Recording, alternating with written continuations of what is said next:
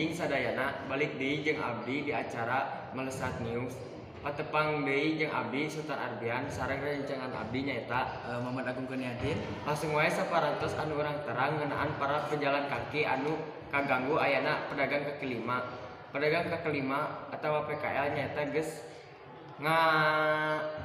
marajalela sehingga menyebabkan sepitna jalan pejalan kaki. Kunaon bisa gitu? Penasaran? Langsung Ya, hatur nuhun anu aya di studio.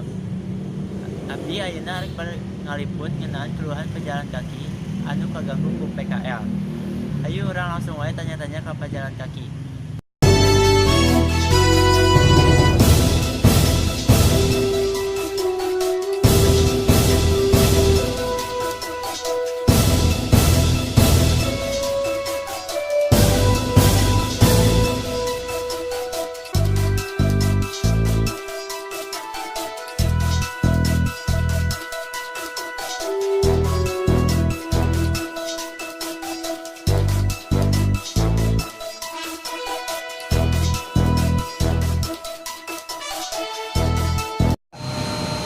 Abdi ayeuna geus sareng saeutik pejalan kaki.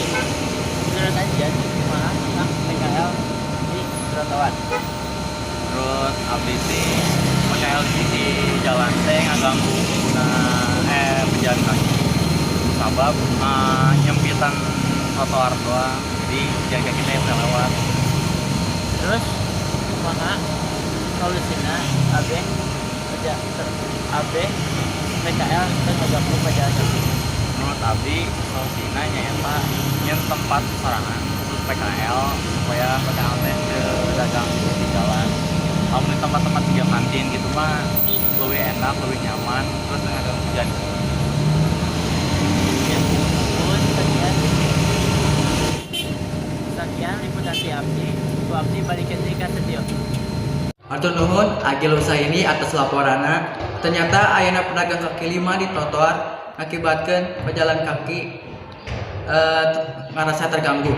Sareng sempitna jam pejalan kaki. Sakitu wae dipika hatur wilujeng patepang deui dina lain waktos. Abdi Muhammad Agung Kurniadin, abdi Sultan Arbian pamit undur diri wilujeng enjing. Wassalamualaikum warahmatullahi wabarakatuh.